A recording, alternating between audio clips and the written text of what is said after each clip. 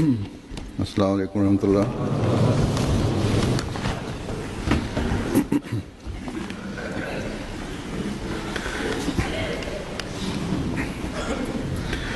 अशहदु अल्ला इलाहा इल्लल्लाह वहदहु ला शरीका लहू वअशहदु अन्ना मुहम्मदन अब्दुहु व रसूलुहु अम्मा बअदु फ़अऊज़ु बिल्लाहि मिनश शैतानिर रजीम बिस्मिल्लाहिर रहमानिर रहीम अल्हम्दुलिल्लाहि रब्बिल आलमीन अर्रहमानिर रहीम मालिकि यौमिद्दीन इय्याका नअबुदु व इय्याका नस्तईन اهدنا الصراط المستقيم صراط الذين أنعمت عليهم غير المغضوب عليهم ولا الضالين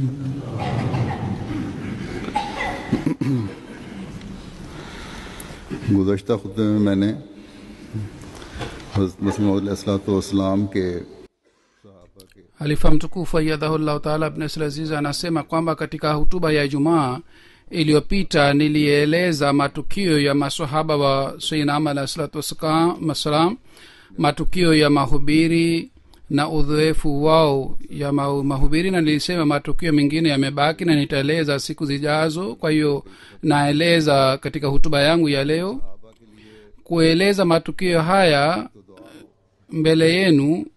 Lengo lake ni kwamba tufanye maombi kwa ajili ya masahaba hawa ambao walikubali Sayyidina Ahmad alayhi salatu wassalam na walitupatia neema za zama hii. Mwenyezi Mungu aendelee kupandisha madaraja ya masahaba hawa. Wengi wetu wangekosa neema hii ambayo imeshuka kutoka kwa Mwenyezi Mungu, na vile vile imani yao na ghara yao ya dini na shauku yao ya kuitumikia dini ipatikane ndani ya vizazi vyao pia, na wale ambao si katika familia yao, si katika jamaa yao, lakini wao pia wana urafiki na ujamaa wa kiroho kwa sababu ya jumuiya, wao pia wapate shauku ya imani kwa kusikia matukio haya, na kwa sababu ya hii waweze kueneza mahubiri haya na waweze kuendeleza jambo hili ndani ya vizazi vyao pia, ili tuweze kutimiza haki ya ihsani yao. Na watu wengi wananiandikia wakati napoeleza matukio ya wazee mbalimbali, wanasema kwamba ulieleza habari ya mzee fulani na sisi tupo katika familia yake na sisi tunahusika naye. Inatakiwa ikumbuke kwamba tunaweza kutimiza haki ya kuwa katika jamaa yao wakati tutakapofuata nyayo zao, na tunatakiwa tukumbushe juhudi waliofanya maswahaba katika maisha yao na tufuate nyayo zao. Riwaya ya kwanza nitakayoeleza ni ya kwamba hazmia jamaldin sahib anasema kwamba shekh moja nawabuddin mwenyeji wa mratsar alikuwa akijiona kwamba yeye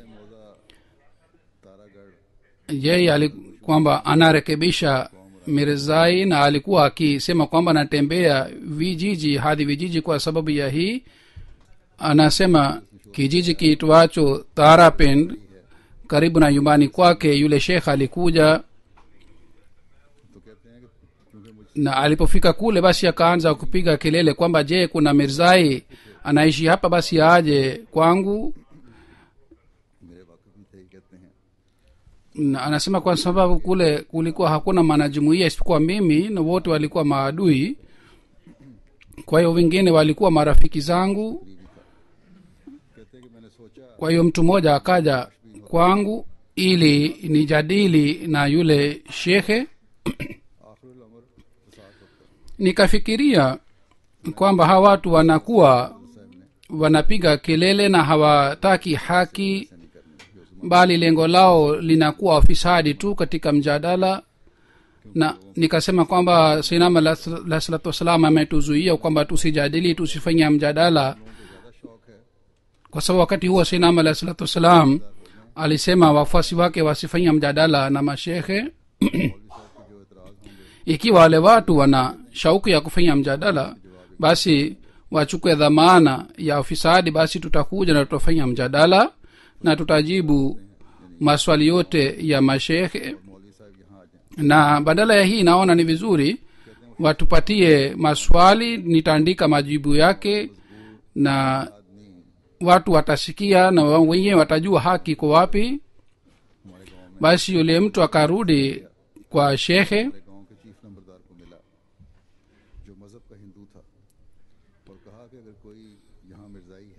lakini yule shekhe akaja katika kijiji changu kwa kupitia njia ingine. Basi alikutana na mwenyekiti wa kijiji aliyekuwa baniani, akamwambia je, kuna mwanajumuiya anaishi katika kijiji hiki, basi aje na ajadili namu, apambane namu. Basi mwenyekiti akatuma mtu kwa ajili ya kuniita. Basi nilijua kwamba yule shekhe amekuja. Nilifanya maombi kwa Mwenyezi Mungu kwamba Mola wangu, mimi sina elimu, mimi nataka fadhila yako, nataka msaada wako. Kwa kufanya dua hii basi nilimwendea yule shekhe. Watu wengi waislamu na mabaniani wakajumuika, mimi na shekhe tukakaa pa kule, na baada ya kukaa kimya kidogo nikaanza kuzungumza na yule shekhe. Nikamwambia yule shekhe kwamba kwa sababu gani unatembea haji kijiji hadi kijiji.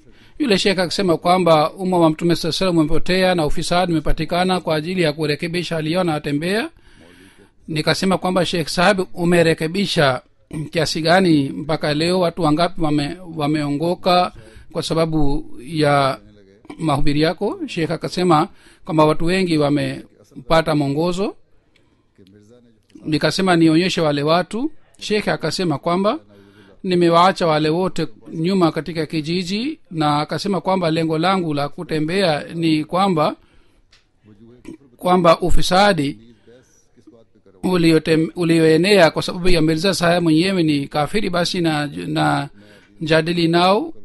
Nikasema basi niambie sababu ya ukafiri wa Mirza Sahib ni nini, nitakujibu. Yule shekha akasema kwamba mimi naongea katika lugha ya Kiarabu na unaongea Kiurdu. Mimi nikasema mimi siwezi kuongea Kiarabu, basi tuzungumze katika lugha ya Kipunjabi. Shekha akasema basi tuzungumze katika lugha ya Kipunjabi. Nikasema ni sawa, tuzungumze katika Kipunjabi. Yule shekha akasema eleza dini yako ni nini. Nikasema sema dini yako wewe ni nini. Shekhe akasema kwamba dini yangu, dhehebu langu ni Hanafi, na imani Mungu ni moja, na mimi ni Mtume Muhammad sallallahu alaihi wasallam mtume wa Mwenyezi Mungu, na nina imani kwamba Isa alayhi salatu wasalam kwa mujibu wa aya 20 ya Qur'ani tukufu yupo mbinguni katika bingu ya 4. Yeyote anayekataa imani hii naamini yeye ni kafiri. basi sasa wewe sema dini yako ni nini. Mimi nikasema kwamba dini yangu ni kwamba naamini Mwenyezi Mungu ni mmoja, ninaamini kwamba Mtume Muhammad sallallahu alaihi wasallam ni khataman nabiyyin, na nina imani kwamba Isa alayhi salatu wassalam sawa na Qur'an tukufu na hadithi naona amefariki, na Masihi aliyetabiriwa atakuwa katika umma wa Mtume Muhammad sallallahu alaihi wasallam. Na nina imani kwamba Mirza Ghulam Ahmad Qadiani ni Masihi aliyeahidiwa alayhi salatu wassalam. Yeyote anayekataa basi ninaamini kwamba yeye ni kafiri. Mimi sina degree ya elimu yoyote, nimesoma mwenyewe tu, lakini kwa sababu ya athari na ya Sayyidina alayhi salatu wassalam, athari inapatikana katika elimu yangu. Nina imani kwamba kwa mujibu wa aya Qur'ani tukufu na sawa na ahadisi za Mtume sallallahu alaihi wasallam, Isa alayhi salatu wassalam amefariki. Yeyote atakayethibitisha kwa mujibu wa Qur'an tukufu na kwa mujibu wa hadithi za Mtume sallallahu alaihi wasallam kwamba Isa alayhi salatu wassalam yupo binguni katika bingu ya ardhi, basi mimi nitatubu. Yule shekha akasema basi uandike kwamba umesema hivi. Nikaandika juu ya karatasi na nikatia sahihi na nikampatia yule shekhe. Baada ya kushika karatasi, yule shekhe akasema, je, unakubali tafsiri za Qur'an tukufu? Nikasema kwamba tafsiri ambayo inakuwa sawa na Qur'an tukufu, sawa na hadithi za Mtume sallallahu alaihi wasallam, mimi naamini zile tafsiri za Qur'an tukufu. Akasema, je, unajua Qur'an tukufu? Nikasema ndiyo, najua Qur'an tukufu. Kisha shekhe yule akasema kwamba maana ya Qur'ani ni nini? Nikasema kwamba sitakwambia, kwanza tuamue mambo tuliyozungumza sasa hivi. Kisha yule shekha akasema maana ya zalika alkitab la raiba fi ni nini? Nikasema kwamba tuzungumze mambo ambayo tumeyaleta hapa. Kisha shekh yule akasema, nitajuaje kwamba unajua Qur'an tukufu? Nikasema kwa fadhili ya Mwenyezi Mungu ninajua Qur'an tukufu zaidi kuliko wewe. Maswali yote unayoniuliza nasema kwa kula kiapo cha Mwenyezi Mungu nitatoa majibu yao katika hafla hii. Nikasema, Maulvi Saheb, ninakubali tafsiri za maulama wa zamani na vile vile tafsiri za mahalifa wa Mtume sallallahu alaihi wasallam. Ninakubali yote aliyosema Hazrat Abubakar, Hazrat Umar, Hazrat Usman, Hazrat Ali radhiyallahu ta'ala anhum, bali mimi naelewa waliosema kama aliyosema Mtume Muhammad sallallahu alaihi wasallam, alaikum bisunnati wa sunnati khulafa'ir rashidin al-mahdiyyin. Nyinyi mnaamini kwamba uhalifa ulikatika baada ya mahalifa hawa, lakini sisi tunaamini kwamba Mirza Sahib pia ni halifa ambaye anaelewa vizuri sunna ya Mtume Muhammad sallallahu alaihi wasallam. Kwa kusikia hivi, shekhe yule Sunni akaanza kuzungumza mambo ya hapa na pale, na akasema huwezi kuelewa Qur'ani tukufu ikiwa tunategemea tafsiri kwa ajili ya kuelewa Qur'an tukufu. Basi ikiwa hakuna tafsiri ya Qur'an tukufu, je, maana yake ni kwamba hatuwezi kuelewa Qur'an tukufu? Qur'an tukufu inasema kwamba Qur'an inafasiri yenyewe aya zake. Yule shekhe aliendelea kuzungumza mambo ya hapa na pale na hakutaka kuzungumza kuhusu mada. Kisha mwenyekiti wa kijiji akasema kwamba ewe shekhe, uthibitishe kwa mujibu wa Qur'an tukufu kwamba Isa alayhi salam amepaa binguni. Yule shekhe akasema, mimi nitatoa aya lakini hata amini. Lakini yule mwenyekiti akasema kama yeye hataamini, watu wenye kijiji wataamini. Basi Qur'ani ililetwa na yule shekhe alipewa, na kwa kushika Qur'ani akasema hii ni Qur'ani ya Mirza, sitaamini. Nikasema kwamba hii si Qur'ani ya Mirza, angalia vizuri. lakini shekhe aliendelea kusisitiza. Nikasema laanatullah alalkazibina mara 3. Kwa kusikia hii shekhe akashika qurani na akasoma jina la kiwanda kilichochapa qurani tukufu na akasema, nani aliandika qurani hii? Nikasema nauzu billah, je, huamini kwamba hii ni qurani ya mwenyezi mungu? Yule shekhe akasema, hapana nimekosea. और फिर वर्करदानी शुरू कर दी, 20 मिनट वर्करदानी करते रहे, कोई आयत ना मिली। na nikamwambia utoe aya mwenyewe.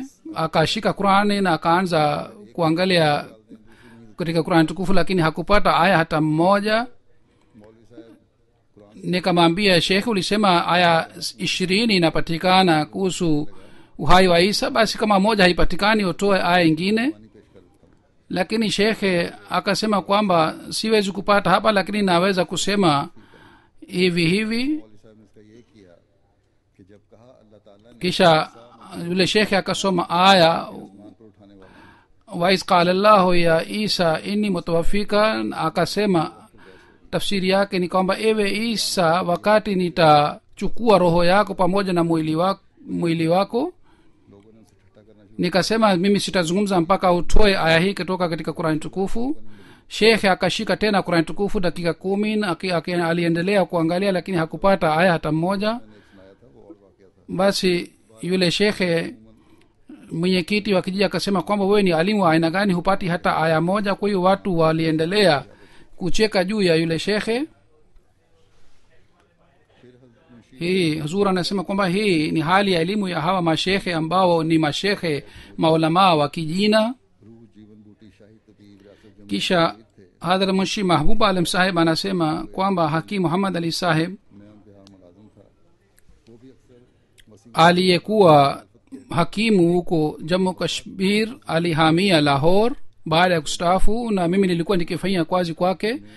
Yeye alikuwa akipinga sana Sinam alayhi salatu wassalam na alikuwa akimtukana sana. Siku moja wakati tulikuwa tukizungumza, yeye akatumia neno dhuyus kuhusu Sinam alayhi salatu wassalam. Usiku nilifanya maombi sana na nikafanya istighfar kwamba kwa nini nilizungumza na mtu wa aina hii ambaye ametumia neno hili. Katika ruya nikaona kwamba Sinam alayhi salatu wassalam yupo katika nyumba ya Mia Chirag Din Saheb. Mimi naenda kule namsalimia Sinam alayhi salatu wassalam na hazur akanijibu wa alaikumussalam, na akaniuliza kwamba yule mtu anatuita dhuyus yuko wapi? Nilipoangalia nje nikaona Muhammad Ali anakuja. Nikasema kwamba ni Muhammad Ali Hakim ambaye anakuja huko nje. Sinam alayhi salatu wasallam akasema, umwambie kwamba sisi hatutaki kukutana nawe kwa sababu wewe ni dhuyus. Baada ya ruya hii, wiki chache ilipopita, angalieni ghadhabu ya Mwenyezi Mungu ilitokea vipi. Binti ya huyu Muhammad Ali alikimbia na clerk fulani na polisi aliwakamata. Yule kijana akasema huyu ni mke wangu, na yule binti akasema ni mfanyakazi wangu. Kwa sababu ya hii polisi ilipata shaka, kwa hiyo walipelekwa katika police station. Kule binti yule akasema kwamba baba yangu ni dhayus na hataki kunioza. Kwa hiyo mimi kwa sababu ya hii pamoja na huyu kijana naenda kwa mtu mwingine ili niolewe naye. Polisi akasema kwamba kwa sababu ya kazi hii baba yako atafedheheka, lakini yule binti akakataa kwenda kwa baba yake. Lakini yule polisi akasema sisi tunafanya mpango. Kwa hivyo yule binti alipelekwa kwa deputy commissioner. Deputy commissioner alimuita yule hakim. Alipokuja police station, yule deputy commissioner akamwambia kwamba wewe ni dhayus sana, hulindi binti yako na huna haya na humozi binti yako, basi utoe dhamana ya 5,000 ndipo utapewa binti yako. Kwa hivi mwishoe ilitokea hivi kwamba yule hakim Muhammad Ali alikuwa mashuhuri mjini kama ni dhuyus, dhuyus yani mtu ambaye hana ghaira hata kidogo. Kila mmoja alianza kumuita dhuyus. baada ya muda kidogo yule binti yake alikimbia na mtu mwingine, na kwa hivyo akawa Mkristo. Hazrat Amir Khan sahib anasema wakati halifa wa kwanza alipofariki, nilisikia Chaudhry Ghulam sahib amejiunga na jumuiya ya Lahori. Nikazungumza naye, akapata athari na akatubu na akaja Qadian. vile vile Chaudhry Nemat Khan sahib hakim nilimhubiri, alijiunga na jumuiya kwa sababu ya mahubiri yangu. Baadaye nilipata taarifa kwamba yeye pia ana mawazo ya Lahori. Nilimwandikia barua, yeye pia alibadilisha mawazo yake. Baadaye kwa fadhili ya Mwenyezi Mungu idadi ya hawa Lahori inaendelea kupungua. Katika miaka 2-3 iliyopita wengi hawa Lahori wamejiunga na jumuiya, wamefanya bayat ya ukhalifa. Hadhrat Mauli Abdullah sahib anasimulia kwamba safari moja nilimwendea Sayyidina alayhi salatu wassalam. Sayyidina alayhi salatu wassalam alikuwa amesimama sehemu fulani na sahabi moja alikuwa pamoja naye. Kwa kuniona yule sahabi akasema kwamba Mauli Abdullah amekuja, na tumefanya mjadala sana na huyu, lakini katika kila kiwanja aliendelea kupata ushindi. Sayyidina alayhi salatu wassalam alisema kwamba ndiyo, haki inapata ushindi kila mara. Kwa kusikia maneno haya nilipata utulivu na nilifurahi kwamba maneno haya yametoka katika mdomo wa Sayyidina alayhi salatu wassalam. Kwa hiyo kila mara nitapata ushindi. Ndio maana Mwenyezi Mungu katika kila mjadala, kila mashindano amenipatia ushindi. Hazrat Chaudhry Muhammad Ali sahib anasema kwamba baba yangu alienda Sialkot kwa ajili ya kushiriki jalsa. Aliporudi akaanza kufanya mahubiri, mwenyewe alifanya bayat. Kwa sababu ya mahubiri yake wenyeji wa Katiari walianza kujiunga na jumuiya kwa wingi. Nilimsikia kwa Ghulam Rasul Basra sahib kama Sayyidina alayhi salatu wasallam alipoona kwamba watu wa Katialia wanaendelea kujiunga na jumuiya kwa wingi, alisema kwamba je, Katialia ni kijiji au ni mji?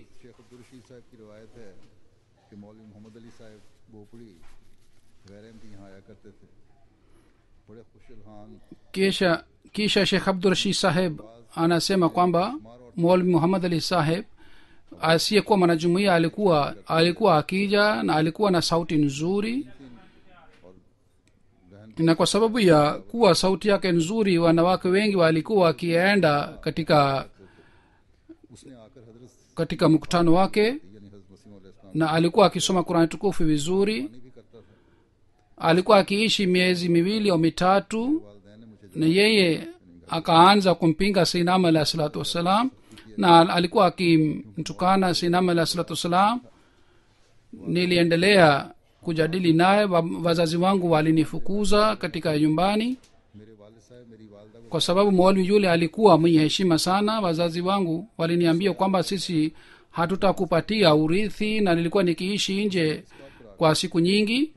Nakumbuka baba yangu alikuwa akimwambia mama yangu kwamba kabla ya kujiunga na jumuiya alikuwa hajali kuhusu dini, lakini sasa anaswali swala la anaswali tahajjud. Kwa msingi gani ni mnyime katika urithi? Walikuwa wakimpinga, lakini walikuwa na athari hii pia kwamba baada ya kujiunga na jumuiya hali yake imebadilika. Lakini kwa kuzingatia dunia walikuwa wakiniambia kwamba acha jumuiya, na mimi nilikuwa nikisema kila mara kwamba nielewesheni, nitaacha. Na kwa sababu ya hii nilijadili mara chungu mzima na Maulvi Muhammad Hussein. Maulvi Muhammad Hussein alichukua mkopo kwetu, na baba yangu alikuwa akinituma kwa ajili ya kuchukua pesa kwake. Kwa bahati yule Sheikh Muhammad Hussein alitoa kipeperushi na aliandika kuhusu Mahdi. Alisema kwamba Mahdi atakayemwaga damu hatakuja. Kwa hivyo Sayyidina alayhi salatu wasallam alipata tangazo hili, na Sayyidina alayhi salatu wasallam alitayarisha fatwa moja. Kwa hiyo Sayyidina alayhi salatu wasallam alimtuma Maulvi Muhammad Ismail sahib kwa mashekhe mbalimbali ili achukue fatwa kwa mashekhe. Mashekhe wengine walitoa fatwa na wengine walikataa. Dr. sahib alikuwa akieleza kwamba Sayyidina alayhi salatu wasallam alipomtuma kuchukua fatua kwa mashehe mbalimbali. Basi mashehe wengine walitoa na wengine hawakutoa, na dr saheb anasema kwamba nilipokuwa कहते हैं कि मैं बाज़ औक़ात dr saheb anasema nilikuwa nikieleza habari nilipokuwa nikienda kuchukua fatua kwa mashehe mbalimbali. Anasema kwamba hadi wakati nilikuwa nikiwapatia mashehe zabibu wa matunda mengine, na mashehe sawa na maoni yangu walikuwa wakiandika fatua, ila hali kabla ya kutoa matunda walikuwa walikataa. Hazur anasema kwamba siku hizi mahali ya mashehe ni hivi, lakini siku hizi wamepandisha bei yao. मुंह के आगे रखकर मुस्कुराया करते थे, ये बातें सुन dr saheb anasema kwamba kwa kupata matunda ya wale mashehe walikuwa wakitoa fatwa, na nilipokuwa nikieleza habari ya mashehe hawa, sinama alah salatu wassalam alikuwa akicheka kwa kuweka kitambaa Hussain साहब के साथ वादा ख्यालात होता था। juu ya mdomo wake. एक दिन मैंने हमसे कहा कि आपका अकीदा mwali muhammad hussein ये है जो आपने शाया किया है, खूनी में aliyetoa fatwa hii, nilipokuwa nikizungumza naye mara kwa mara, siku moja nikamwambia kwamba umeeleza imani yako kuhusu mahdi na umesema kwamba hadithi si sahihi kuhusu mahdi, na mahdi hatakuja, na upande mwingine unasema mahdi hatakuja. Kwa nini ni tofauti katika kauli yako? Kwa nini huelezi kuhusu imani yako, itikadi yako ni nini? Lakini kila mara alikuwa akisema kwamba uende uwe mirzai, huhusiki na jambo hili. hadrat sheikh muhammad ismail saheb मसलन मुबारक में तशरीफ फरमा हुए। wald sheikh masita saheb anasema kwamba safari moja हमारे गांव में एक मौलवी साहब sayidna ahmad alahi salatu wassalam baada ya sala ya alasiri alikuwa amekaa katika msikiti wa mubarak. mtu mmoja akasema kwamba katika kijiji chetu shekhe moja amekuja लोगों को खूब जोश दिलाया और बाद na usiku ametoa hutuba, na sisi pia tulienda. ने तो ये फरमाया shekhe alisoma hadisi ya la nabii abadi, na kwa kusoma hii aliwachochea watu, na alisema mara kwa mara kwamba mtume sallallahu alaihi wasallam amesema hivi kwamba hakuna nabii baada yangu, na mirza sahib akadiana anasema kwamba yeye ni nabii na ni mtume. kisha baadaye alisema katika lugha ya kipenjabi kwamba sisi tufanye nini, yaani sisi tumpokee namna gani kwamba yeye ni nabii. mimi nikasimama na nikamwambia yule shekhe kwamba shekhe, niambie mtume sallallahu alaihi wasallam alisema katika hadithi ile ile kwamba msikiti wangu ni msikiti wa mwisho, wewe utafanya maana yake ni nini? Basi sisi tutafanya sawa na maana yako, maana ya hadithi la nabii abadi. sisi tuna imani kwamba atakaye kuja kufuta sheria ya mtume muhammad saa salam hii hawezi kuwa nabii, kwa sababu sheria ya mtume muhammad sallallahu alaihi wasallam ni sheria mwisho. kwa hiyo hakuna nabii atakayekuja kufuta sheria hii. shekhe kwa kusikia hii akaanza kutukana kwa sababu alikuwa hana ajibu. nikamwambia kwamba sisi hatutatukana kwa sababu ya matukano yako. Issue उठाया जा रहा है, ज़्यादातर लोगों के दिमाग kwa kusikia tukio hili kwa yule mtu msainam alah salatu wassalam alifurahi sana. alifa mtukufu yadhahullahu taala bin asalizi anasema kwamba siku hizi tena ishu hii inaenezwa, na kwa sababu ya hii sumu inatiliwa, yaani mtume baada ya mtume saa salam nabii hawezi kuja, na mahamadia wanakubali kwamba mirza sahib ni nabii. Ahmad साहब अपने वालिद हज़रत मौलवी जलालुद्दीन साहब मरहूम na pakistan upinzani unasambazwa kwa sababu ya hii. bana sharafat ahmad saheb kwa kupitia baba yake anasema kwamba सानी baba yangu alikuwa akipenda sana kuitumikia dini, na katika uzee wake pia alikuwa akifanya juhudi sana. halifa mtukufu wa pili raziallahu taala anhu katika hutuba yake mwaka 1934 alieleza kwamba kifo chake ni kifo cha ushahidi, na pamoja na hii alisema kwamba mzee alikuwa akifanya kazi zaidi kuliko vijana, na alisema nimewaona watu watatu ambao wanafanya kazi zaidi kuliko vijana. mmoja ni hafidh roshanali saheb, wa pili ni huyu maulwi saheb, na watatu ni maulwi ghulam surajeki saheb. hawa wote watatu hawaoni usiku na mchana, wanaendelea kufanya mahubiri. mia sharafat ahmad saheb anasema tena kuhusu baba yake jalaluddin saheb, anasema kwamba अलैहिस्सलाम हमारे घर में baba yangu anaeleza roya yake kuhusu mahubiri. तशरीफ लाए हैं। anasema kwamba katika ruya niliona katika ndoto kwamba sinama alah salatu wassalam amekuja katika nyumbani kwetu au katika kijiji chetu na ananiomba kalamu.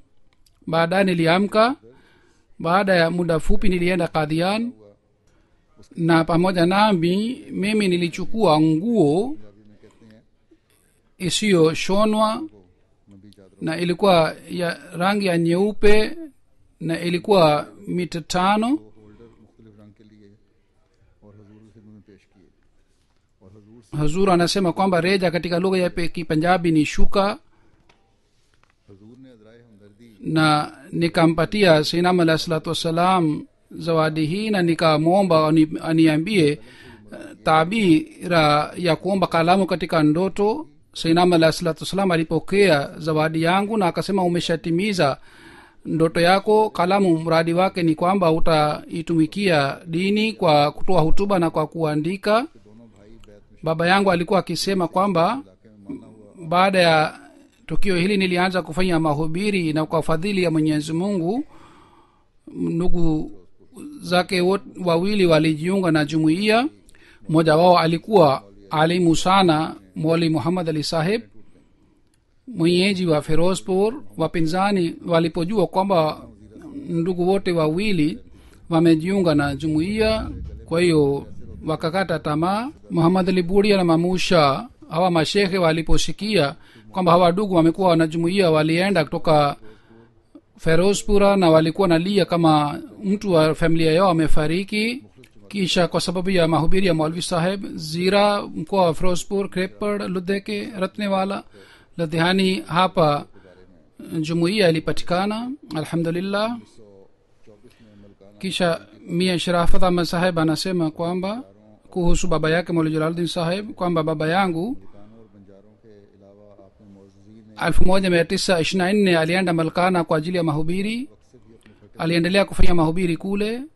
वो लोग आपको इस रंग में देखकर कि 70-80 साल का बूढ़ा alikutana na watu और दिन रात इस kule, hata viongozi pia. कबूल कर लें, बहुत अच्छा असर ले watu kwa kuona kwamba mzee wa miaka 70 anakuja na anafanya mahubiri na ana shauku kwamba watu wasilimu na wapate wajiunga na jumuiya. na kwa sababu ya hii watu walikuwa wakipata athari na watu walikuwa wakitoa mchango pia. kwa sababu ya juhudi ya Maulvi Saheb watu wengi sana walijiunga na jumuiya katika maeneo haya. साहब के मकान में Hafiz Ghulam Rasul Saheb wa Wazirabadi anasema kwamba safari moja Sayyidina Ahmad alayhi salatu wassalam फरमा हुए और बहुत दोस्तों को इसमें जमा alikuwa katika nyumba ya Maulvi Bashir Ahmad Saheb. के लोग यहाँ से इल्म हासिल करके aliwakusanya बाहर जाकर तबलीग करेंगे। marafiki wengi na alisema kwamba nilianzisha high school ili watu wapate elimu kutoka katika shule hii na wafanye mahubiri kule nje. lakini bahati mbaya watu baada ya kupata elimu wanafanya biashara yao, na kwa sababu ya hii lengo langu halitimizi. je, kuna mtu yeyote ambaye anaweza kunipatia mtoto wake kwa ajili ya kuhudumia dini? wakati huo Maulvi Abdullah marhum, mtoto wangu aliyekuwa mtoto wakati huo, alikuwa pamoja nami. mimi nikampatia huyo mtoto wangu Sainam alayhi salatu wassalam. Sainam alayhi salatu wassalam akashika mkono wake na akamwambia Maulvi Fazldin Saheb Sialkoti aliyekuwa mfanyakazi kule katika madrasa Ahmadiyya, na Sainam alayhi salatu wassalam akamwambia Maulvi Fazldin kwamba umpatie huyu mtoto Mufti Muhammad Sadiq Saheb. siku zile Mufti Muhammad Sadiq Saheb alikuwa msimamizi wa madrasa Ahmadiyya. yule kijana alijiunga na jumuiya na akawa mbashiri. Halifa mtukufu wa pili alimtuma Mauritius kuwa mbashiri na alifanya mahubiri kule takriban miaka 7, na kisha baadaye alifariki. alipofariki aliacha mke na watoto wawili, binti na mtoto wa kiume mmoja. mwaka 1924 sawa na amri ya halifa mtukufu wa pili niliyoaleta kutoka Mauritius. baada ya miaka miwili mkewe pia Fatima alifariki. yeye pia yule mkewe pia alikuwa mhubiri sana. फिर कहते हैं कि अब दोनों बच्चे बफजल खुदा मेरी तरबियत में पुरानी जब लिख रहे हैं allahumma ighfir laha warhamha. वो भी लड़का जिसका नाम बशीरुद्दीन है Kisha anasema kwamba hawa watoto wawili wapo pamoja nami na walea. तालीम हासिल करके Binti ameolewa na mtoto ambaye jina lake ni Bashiruddin yupo pamoja nami, anasoma katika madrasa Ahmadiyya. Nina hamu sana kwamba baada ya kumaliza masomo yake aende nchi ambapo baba yake alifanya mahubiri na afanye mahubiri. Hazur anasema kwamba kwa fadhili ya Mwenyezi Mungu alipata nafasi. Alifa mtukufu wa pili alimtuma kule Mauritius, alikaa kule kwa muda mrefu. Watoto wake naona wanaishi hapa, ingawa watoto wake hawakuwa wabashiri, lakini huyo alifanya mahubiri sana na alitumikia jumuiya kwa muda mrefu. Mia Sharafat Ahmad Saheb kwa kueleza hali ya baba yake Jalaluddin anasema kwamba siku ya Ijumaa mahali Ghanuka कपड़े वगैरह साफ कर लिए और Nangle alikuwa naenda ili aswalishe Ijumaa kule. लू लग गई Njiani kwa sababu ya njaa alinunua dengu लेट गए किसी राह na alifua nguo zake na alipanga safari. मौलवी साहब Alipotoka nje, basi kwa sababu ya joto alipata maradhi na alizimia barabarani. Mtu mmoja akapeleka taarifa kule Kadhian kwamba Kadhiani Molvi kwa sababu ya joto amezimia na yupo njiani. Polisi mmoja ambaye alikuwa akimheshimu akaja कस्बे से बाहर ही एक धर्म na akamchukua na akampeleka mjini कहा कि आगे चले kule kwa sababu kulikuwa joto sana. Kwa hivyo Maulvi Saheb hakuwa na nguvu ya kutembea, alilala kule. Watu wakasema kwamba uende mbele, lakini akasema hapana, siwezi kwenda mbele. Watu wakampatia dawa, lakini hakupata athari ya dawa. Watu wakasema kwamba tuarifu mtoto wako kuhusu hali yako, akasema hapana, atashtuka. Basi katika hali hii, kwa kutimiza amri ya alifa mtukufu, alifariki. Inna lillahi wa inna ilaihi rajiun. Anasema jeneza yake ilisaliwa na watu wasiokuwa na jumuiya na wao walimzika. Mwenyezi Mungu awapatie ujira mema. Baada ya siku 2-3 wanajumuiya walipata taarifa na walimwarifu alifa mtukufu wa pili. Hazur alieleza habari yake katika hutuba. Baadaye alisalisha jeneza yake na alikuwa musi, kwa hivyo jina lake liliwekwa katika Bashti Makbara. Mwenyezi Mungu aendelee kupandisha madaraja ya hawa maswahaba wa Sayyidina alayhi salatu wassalam, na wema vyao endelee kuendelea katika vizazi vyao. मौलवियों को गलती पर जानता हूँ जो उलूम जदीदा की Mwishowe nitasoma baadhi ya maandiko ya Sayyidina alayhi salatu wassalam. Sayyidina alayhi salatu wassalam anasema, ऐसा करते हैं mimi nawaona mashehe wamekosea wale ambao wanapinga elimu ya kisasa. Wao wanafanya hivi kwa sababu ya kuficha aibu yao.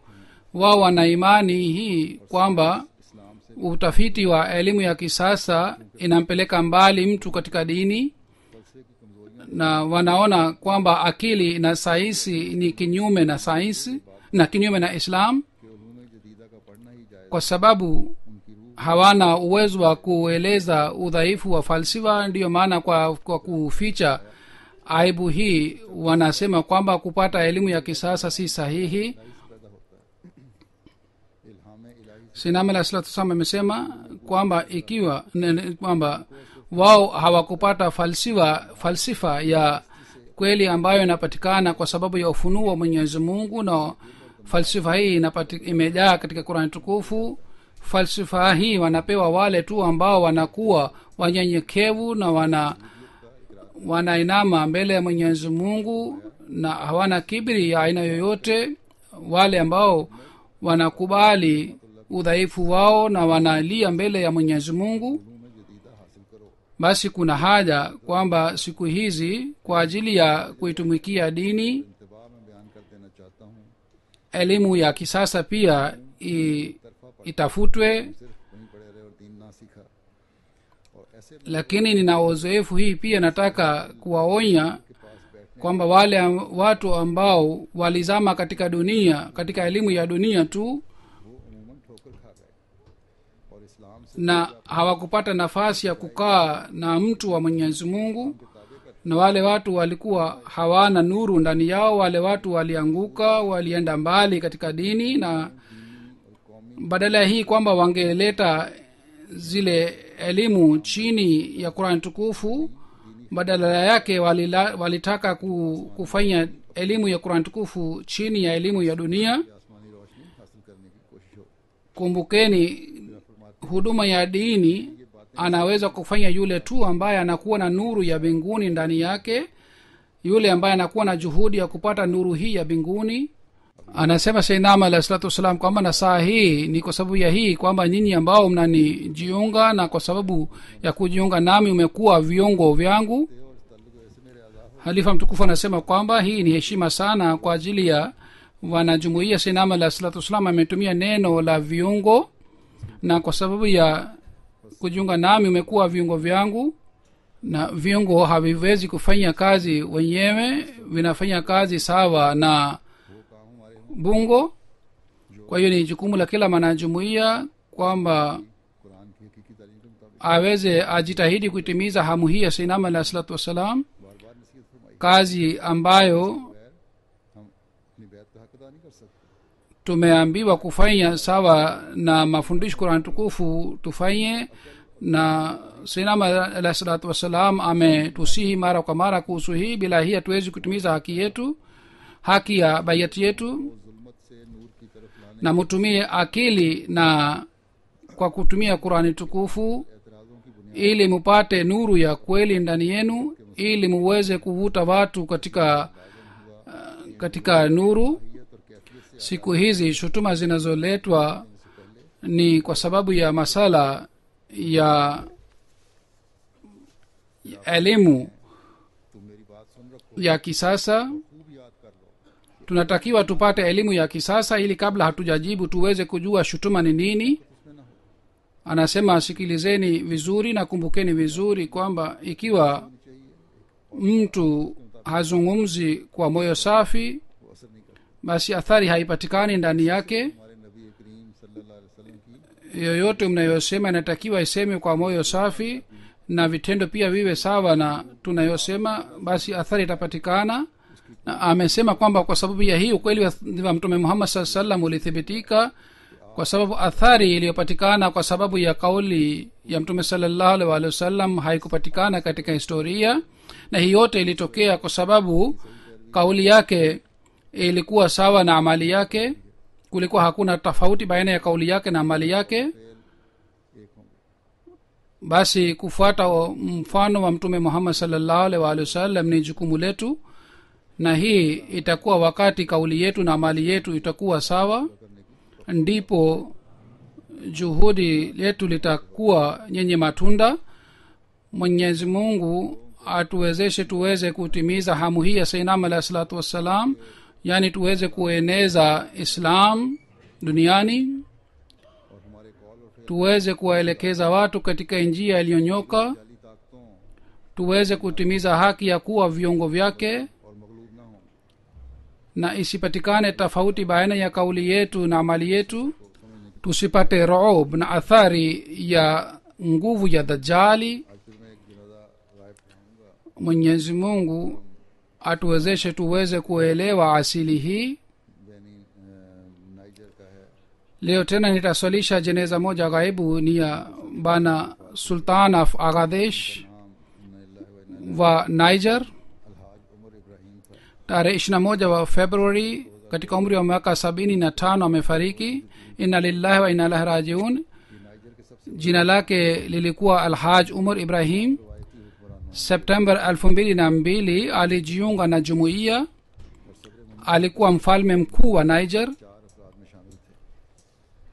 na viongozi vyote wa Niger yeye alikuwa kiongozi wao, na alikuwa katika kamati ya rais wa Niger.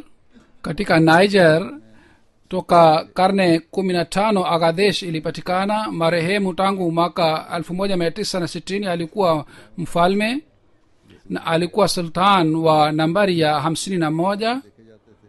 आगा देश के इलाके में जहाँ takriban. वहाँ Ye aliwahi kuwa mfalme miaka 51 52. Alikuwa anaheshimika sana katika agadesh alijitahidi sana kuleta amani na usalama. Yeye alikuwa dalili ya amani kule. तय करके शामिल हुए थे 2002 katika benin alikuja pamoja na watu 12 kwa umbali wa kilomita 2500 kwa ajili ya kushiriki jalsa salana. चुनांचे अपने 12 रुकनी वफद aliwahi kuishi kule zaidi ya wiki 2 na alitembea jamaat mbalimbali pamoja na amir saheb, na kisha baadaye alisema nataka kujiunga na jumuiya.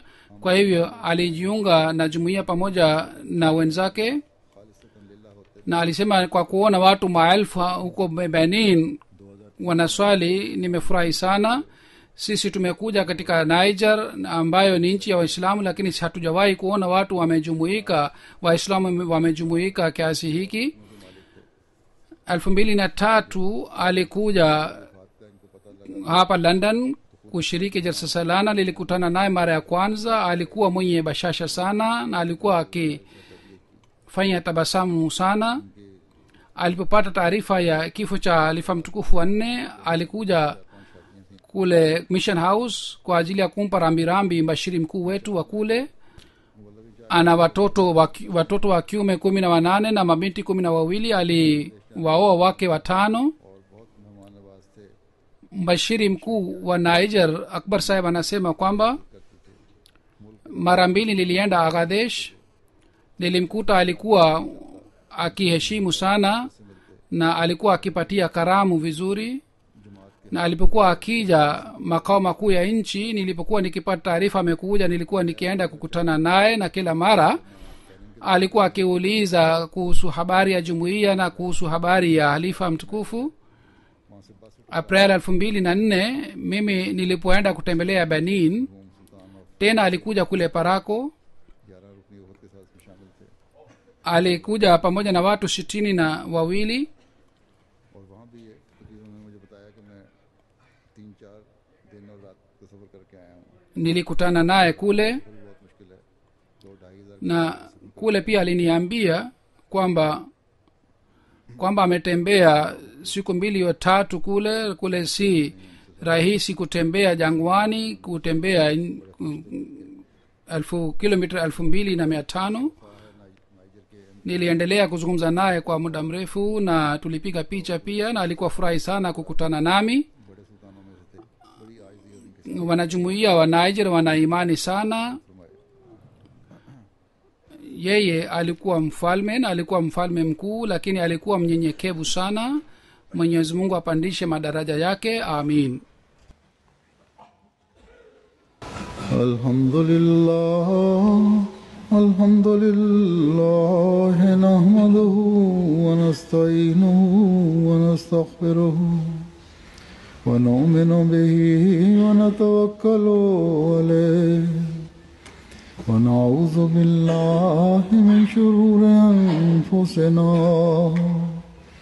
ومن سيئات أعمالنا من يهده الله فلا مضل له ومن يضلله فلا هادي له ونشهد أن لا إله إلا الله ونشهد أن محمدا عبده ورسوله عباد الله رحمكم الله إن الله يأمر بالعدل والإحسان وإيتاء ذي القربى وينهى عن الفحشاء والمنكر والبغي يعظكم لعلكم